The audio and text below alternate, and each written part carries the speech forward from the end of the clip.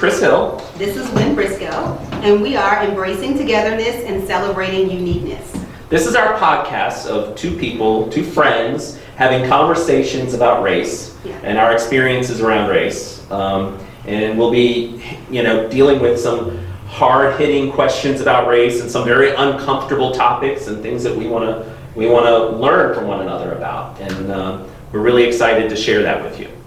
Right, follow us on the Baynet. It's going to be an exclusive feature, so we want to make sure that you keep up with our episodes. We're going to have some great guests on. We're going to have some deep dive conversations, and we just want to have dialogue. We want to hear from you, some topics that you're interested in, and to know that we are all here and our voice matters. So thank you for watching this episode, and check out our other installments as they come out. So tonight, do you want to go on? So tonight, we have the pleasure of having a special guest here. Yes, we'd like to introduce Rube Yin, and he is the owner of Enso Kitchen.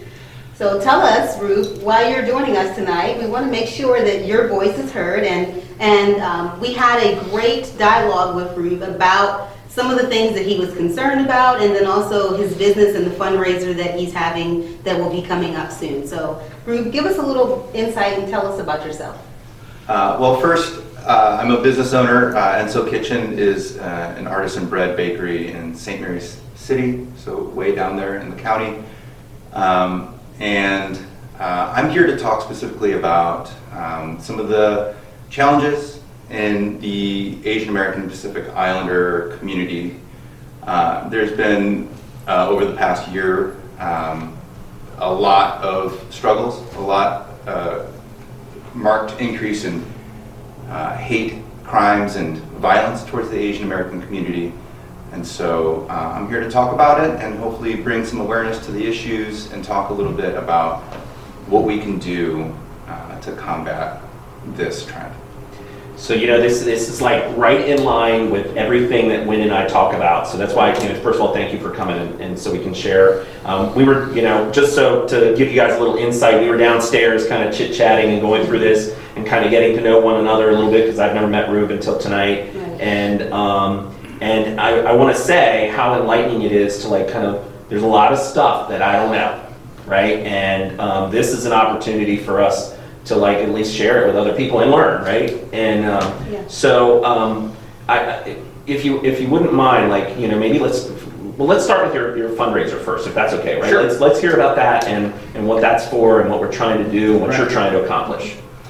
So over the course of the year, because of the struggles of the Asian American community, not only around here, nationwide, around the world, I felt helpless. I didn't really feel like there was anything I could do, and there was no way for me to be supportive of the community. So my wife and I came up with this idea of having a fundraiser at the bakery and try to raise funds for some organizations that are doing some of the important work of bringing awareness of the violence and hate towards the Asian community.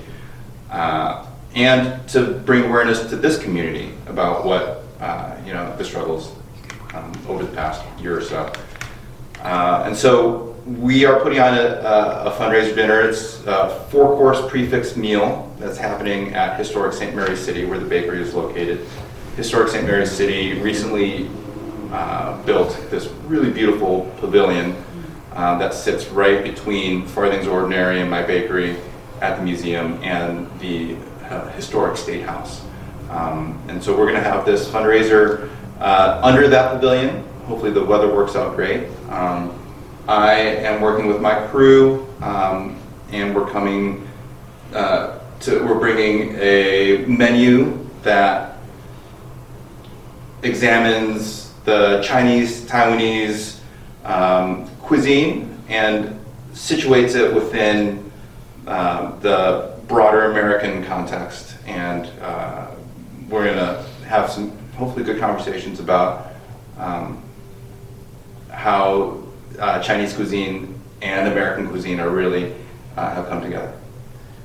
So I'm going to share because we can do this, right? This is our show. So that means that we had the conversation about seasoning our food. So we don't want to go into that. But So now, I mean, that's really awesome. You know, I mean, first of all, that you're, you know, thank you for doing something like that. And we talked about being like, you know, outside of our bubble and doing things different. For me, this is, you know, this is all new, right? So I know Wynne kind of felt the same way and kind of understanding, you know. Tell us a little bit about the organization that you're supporting and what, and let maybe, you know, share with me the conversation, Yeah. you know, we had about, you know, your children and that sort of thing. Right. If that's okay. So, you know, as coronavirus took hold, I think there was a lot of, there was a marked increase in hate and violence towards the Asian American community, mostly because of the rhetoric around the coronavirus and its origins. And I think it really escalated earlier in March when there was that shooting in Atlanta, and it targeted these Asian women in particular. And so that really became, I guess, the lightning rod to bring a lot more awareness to the situation. And so the fundraiser is supporting an organization called the National Asian Pacific American Women's Forum.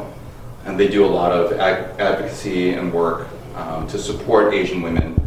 And so I think that's a really important thing to recognize. And for me, I have a daughter. She just turned 10. And you know, she is an Asian woman, and she's going to have to deal with a lot of the issues that were brought forth because of the shooting, issues of misogyny towards Asian women, the hypersexualization of Asian women, and you know, the various harassment and, you know, assault issues that come along with that. And my wife and I just, you know, it kind of dawned on us that we're going to have the talk with her about what she will experience in her life and how she can deal with it and seek support and things like that. So this issue really hit home for us. Yeah, I think that's the one thing that I thought when you shared that with us downstairs, that's, you know, what I said was I don't, you know, I'll never have to have that conversation with my daughter, right? Like, and that's the thing that kind of jumps out at you, in my opinion. You know, I don't have to worry about that. So this brings this subject right in line with all the conversations we have, and I'm so grateful that you've given, you know, come here to give us an opportunity to understand that, because as I said before, I probably would have never even dawned on me to have this conversation with anyone. And so that's what this show's about, and that's what we want to be able to share with people is, you know, experiences like this that we're able to converse about and learn from, you know. I'm sure that, I know you feel the same way. Absolutely. When he first came to me, we were talking about it, and I said, you know, Chris and I are two friends having a show on racial topics and our experiences. You've got to come on and bring awareness, because that's the biggest thing that we struggle with in society is our silos, and how we've done topics about the bubbles and the silos that we are all in, and how people really need to become conscious and aware of their actions or their inactions, because both of those things can be a detriment, and education is really key. So you giving us that preview and letting us kind of see that insight, because before, really, if it wasn't brought to your attention, or if it wasn't something that you were a part of or had experienced, again, it would just be that unconsciousness. And so I'm glad that you're taking this time to talk with us. We're really hoping that the Baynet community that's viewing this will support the Asian community and embrace and definitely support the groups. You know, there will be various groups information. We'll make sure that's posted with this video so that you can donate and support to those causes if they can't make it to your dinner, to just know that there's other ways to support. And if you can't contribute monetarily, then just become more conscious. Mm-hmm. Have the conversations with the ones that you love, friends, family. That's it. Yeah. And I think it's easy for the Asian American community, especially down here, because we are a very small fraction of the population down here. And it's also, I feel like the Asian American community is pretty vulnerable because of the pervasive idea of Asians being weak or meek, very soft-spoken. I think they're a really easy target to be victimized. And we have seen across the country a marked increase in violence towards Asians. I think the popular figure that I've seen is between 2019 and 2020, there's been a 150% increase in violence towards the Asian community. And a lot of it's happening to the most vulnerable people in that community too, the elderly, a lot of vicious attacks, unprompted. So, we're hoping that by people being aware of this, that we can hopefully get that, to subside. Yeah, this is, it's a tough conversation to have, because we, as you said, it's not something that's frequently experienced here in Southern Maryland usually, or I haven't, right? I shouldn't say that. I guess that's one of those things. I don't know what to say, right? I don't know exactly what to say, but I know that it's not something that I've experienced, and that's why to hear it is important, right? And to understand, So back to your dinner, because with food, right? So tell us more about that, because I'm all in. Yeah, so the fundraiser dinner, we decided that my bakery is a tiny place, and so we're very limited by quantity, and we definitely want to make sure quality is up to snuff. So it's a very intimate dinner. There'll be 20 seats at the dinner. The first one is going to be on Saturday, April 24th, and we decided to do 2 consecutive Saturdays, so 2 seatings of 20, and so the second dinner will be on Saturday, May the 1st, and like I said, it was a 4-course prefix meal.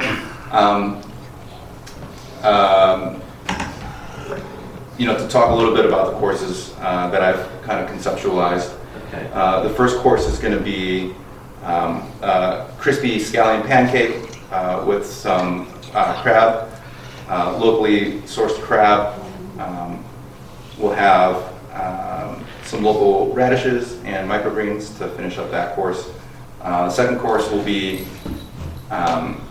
Taiwanese style beef noodle. And so we're going to make all the noodles in-house, serve it with a condensed bone broth, braised beef shank, some pickled mustard greens, and You're making me hungry. source some local greens to put in that. I know, just on the second course, and I'm hungry already. And one of the things that I've always been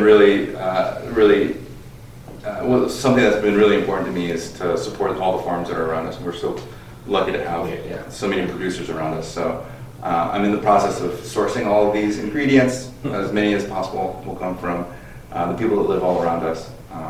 That's very cool. So so the third course is going to be a Taiwanese 3-cup chicken, which is a very traditional home-style dish that is popular in Taiwan. I'm going to prepare it in a way that kind of showcases what happens to a lot of Chinese dishes when it comes to America and blends with that American culture. You might be familiar with General Tso's chicken, or even orange chicken, which are completely American dishes. They don't exist in the Asian parts of the world, and so when Asian chefs or Chinese restaurants or takeouts start thinking about how to make their food more palatable to the American culture, things get fried. Sauces get they add sugar and they fry. A little bit sweeter for sure. And so, I'm not one to say that, one thing is better than the other, because I love some General Tso's chicken. I love all that stuff. But as long as we know what we're doing and we know what we're eating, and so I'm going to give Taiwanese 3-cup chicken, which is a dish that's near and dear to me and my family. We're going to give it the American treatment. So we're going to get some local chicken thighs. We're going to marinate it. We're going to dredge and fry that chicken. We're going to come up with a really great 3-cup Taiwanese sauce, and then we're going to toss those fried chicken thighs in that 3-cup sauce. we're going to serve it over Texas long grain rice, which is really special to me because my father came to the country from Taiwan for his graduate studies. He landed in Louisiana, and that's where his college was for grad school. And he, growing up, would tell me the story of how the rice in Texas was cheaper. And so he would get on his bike and he would ride from his college campus to Texas to get his 20-pound sack of rice. That's funny. Strap it to the back of his bike and Great story. Right bike back. all the way back. Wow. So for me, this is one way to make the dishes that I serve at this fundraiser special to me personally. And so I'm going to source some Texas long grain rice and bring it to the dinner.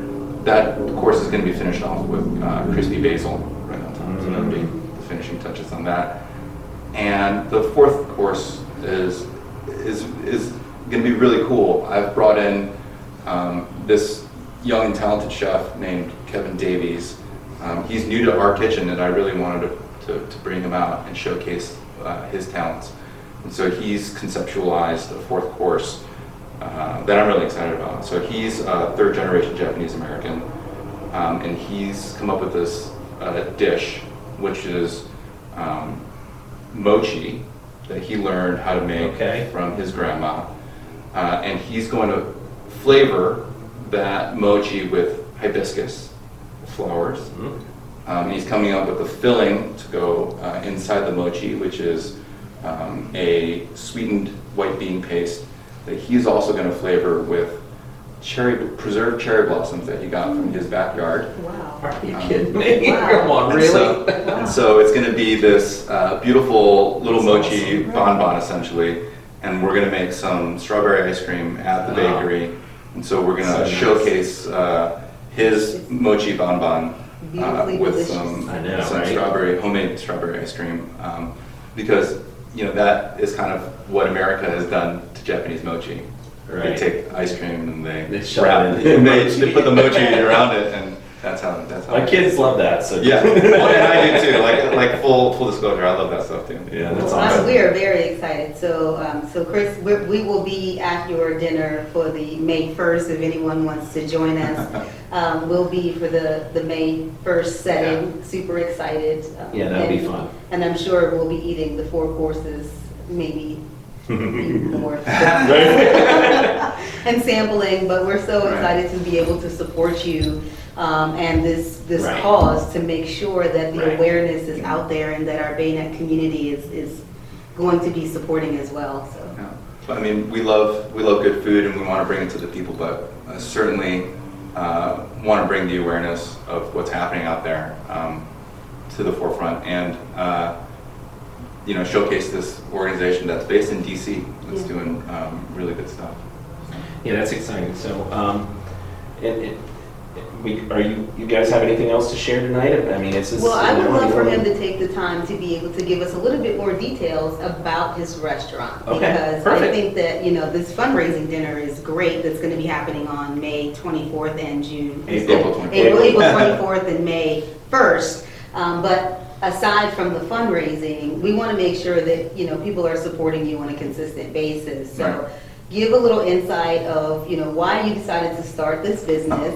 It's located in historic St. Mary's City down at Farthings, and to just be able to let them know what your offerings are, what some of the favorites are. You sell out, so. Apparently, it's not peanut butter cookies, though. That's what I'm hearing. Not yet. That's all I'm saying. So tell us what prompted you, Sure. what was your motivation for this, and what your favorites are. Sure. So Enso Kitchen, like you said, is located in historic St. Mary's City.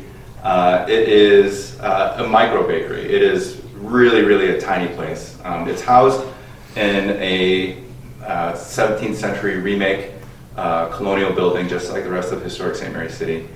So it's a beautiful building, but on the inside, it is a very modern commercial kitchen. And in there, we make artisan bread and pastries and other baked goods. So, like I said, it's a micro bakery. I'm the head baker, so I do most everything. I am in at 3 a.m. every single day to get things going, and I'm I'm there for Did every. you say AM? He did. I was just making sure. He has asked me that I want to come down, and I was like, PM, No, I have. yeah, PM, I'll be there. But I'll on see you the this AM, afternoon. I definitely am not at 3 AM, but you're Wow. there. Right. That's right. dedication and commitment. Yeah.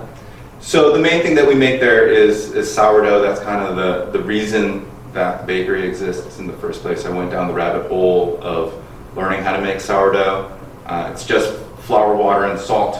There's no added yeast to it, no sugar, and it's a 3-day fermentation process. So from start to finish, 3 days to make. Slow fermented, cold fermented, really brings out the nutrients and the flavor. And it's also, the most, historic, traditional way to make bread. Right. We also make like sandwich-style slicing loaves, multigrain and buttermilk white bread. We make our cookies there. They're delicious. We make a chocolate chunk cookie and the triple oatmeal raisin cookie, those are the mainstays. Maybe Wynne can tease a little peanut butter cookie out of us, but for now we're nut-free facility. For now, but we can make a special exception. I like it. I like Special it. exception. I'm coming for the peanut butter cookies too, just so you know. And we have a pastry program too. We make our own pastries, croissants, and pain au chocolat, and they are also made from scratch, made by hand laminated. Also a 3-day process, and so it's a labor of love for sure. Quantities are very, very limited, and so when we're out, we're out. We have started, because of COVID, this is one of those COVID silver linings. Because of COVID, we have opened an online ordering system. So if you want to pre-order online for the bread and the baked goods, you can, although you have to do it the day before. So it's next day pickup always for online. We're super lucky to partner with Melanie's Pick Me Up Snacks. Melanie has started to offer delivery service for us. Oh, very so cool. it's a 20-mile radius. That's So awesome. that gets you folks in Leonardtown, you folks in most of Hollywood, in fact, and even some of you folks that might be watching us in Solomons, Calvert County. So it's a pretty wide radius, and if you're on the south side of the county too, it gets you too. It gets all of you in that south side of the county. So south of the college, you are in the delivery zone. So the other part of that is you're telling them about the delivery zone. However, that the reach of the Baynet is much farther than Yeah, that. true. And so this is I just want those people up north to know that they could come down here and have some really good Yeah, stuff. They don't know So- what they're missing out. I love that it's a hidden gem. It is. It's kind of our best kept secret, but That's pretty the word cool. is getting out tremendously. Yeah. The demand, he's selling out quickly, so we want to make sure that people support. So give your website address and any of your social media handles. Right, so you can find us at Enso Kitchen, ENSO Kitchen, SOMD, like southernmaryland.com. And there you can kind of see the different things that we have to offer. You can do your online ordering straight from that website. And you can click to see what our lunch menu is. There's a link right at the top of that website. You might have me order lunch tomorrow and get delivered. No lunch delivery yet. All right, sorry. We'll work on that. I'll work on it. Yeah. With the peanut butter cookies. We got a lot to plan. It's a long He way. said it, I didn't. I know, right? But, Yeah, and so Facebook is probably the most common way for you to find the updates on what's going on. I post on there fairly regularly, so you can see what's going on there. I started to revamp my Instagram account, so you can find me at Instagram at Enso, ENSO _bread is my Instagram handle. Awesome. So that's kind of this really important issue of the increased violence towards the Asian American community. And sadly, it's something that's not going away. We still see instances and hate crimes continue. So we're doing this fundraiser to help build awareness and support these organizations that are making really good, actionable change. And so, again, if you can't make it to the dinners and you still want to support these organizations, the organization again that we're raising funds for is the National Asian Pacific American Women's Forum. And you can find them, you can donate directly to them through their website.